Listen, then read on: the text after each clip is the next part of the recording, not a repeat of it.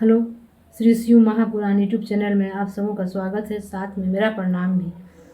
तो आज श्री शिव महापुराण के तृतीय खंड के 42वां अध्याय का वर्णन सुनूंगी और सुनाऊंगी। तो 42वां अध्याय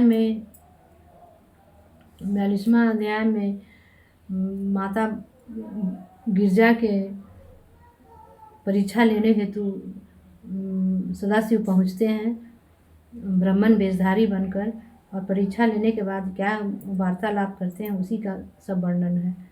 तो 42वां अध्याय सुनने से पहले मैं अपने गुरु जी की स्तुति कर लेती हूँ।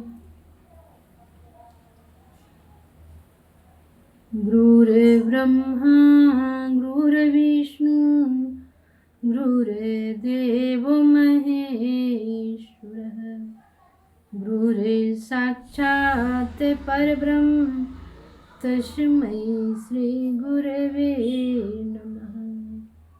42वां अध्याय सुनते हैं।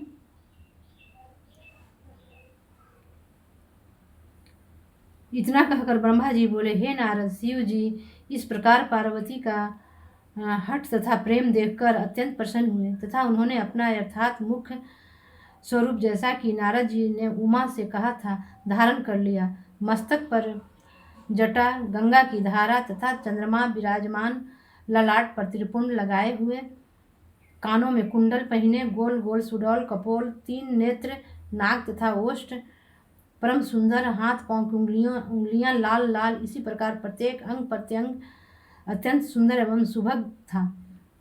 जिस रूप का पार्वती ध्यान कर रही थी, शिव जी ने उसी प्रकार का रूप धारण कर उनको दर्शन दिए और कहा कि हे पार्वती, तुमने हमारी इतनी आराधना तपस्या की है जितनी आज तक किसी ने नहीं की।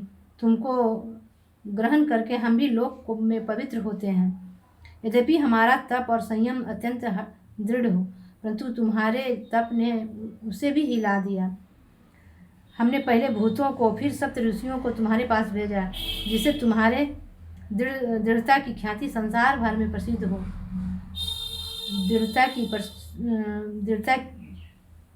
दृढ़ तप की ख्याति संसार भर में प्रसिद्ध हो।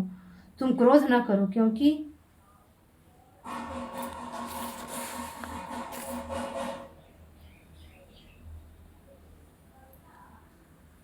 तुम क्रोध न करो। यह सब बातें तुमसे प्रकट होने के लिए तथा परीक्षा लेने के लिए की है।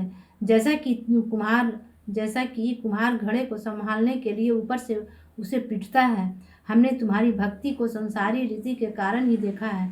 तुम समस्त संसार की माता तथा वह देवी हो, जिनके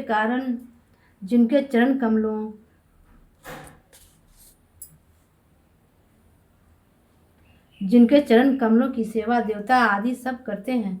तुम उत्पत्ति, पालन तथा प्रलय के हेतु 3 गुण धारण करती हो।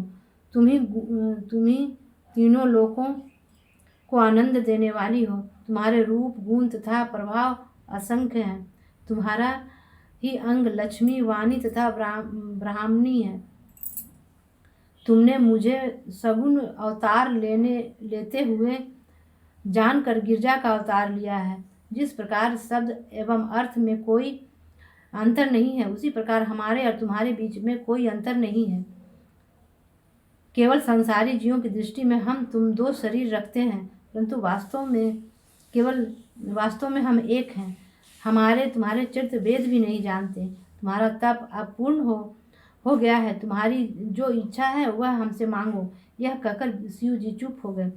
पार्वती बोली, हे देव, यदि आप वास्तव में मुझ पर प्रसन्न हैं तो मुझको मेरी इच्छा अनुसार वर दीजिए। आप मेरे पति होकर संसार की रीति के अनुसार मेरे साथ विवाह कीजिए। मेरे समस्त अपराधों को क्षमा कर अब आप मेरे पिता से जाकर विनती करें तथा अपने संसारी चरित्र को दिखावें। पार्वती यह कहकर चुप हो गई। तब शिव जी ने कहा, हे गिरजा, तुमने जो वरदान मांगा है वह हम उसे स्वीकार करते हैं। यह कहकर शिव जी अंतर्धान हो गए। तब देवताओं ने जय जयकार किया। आकाश से पुष्प वर्षा हुई। विष्णु, मैं तथा अन्य देवता गिरजा के चरणों में जाकर गिर पड़े तथा हर्ष के कारण गिरजा की स्तुति करने लगे। जो कोई उस स्तुति का पाठ करता है उसके सब मनोरथ पूर्ण होते हैं। उस स्तुति को सुनकर पार्वती ने सब देवताओं से कहा, हे देवताओं, तुम सब अपने अपने घर जाकर प्रसन्न रहो। मैंने कठोर तप किया है, इसलिए देवताओं के सभी कार्य पूर्ण होंगे। शिव जी ने मुझको वर दिया है कि तुम्हारा कोई कार्य शेष न रह जाएगा।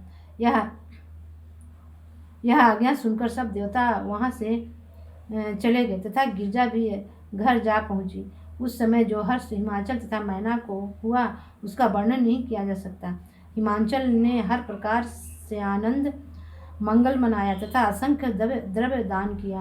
यद्यपि गिरजा ने वरदान का वृत्तांत किसी पर प्रकट न किया, पर वह सब लोगों पर प्रकट हो गया। आज की वाणी मैं अपने शिव गुरु के चरणों में विराम देती हूँ। अब अगले अध्याय, अगले एपिसोड तक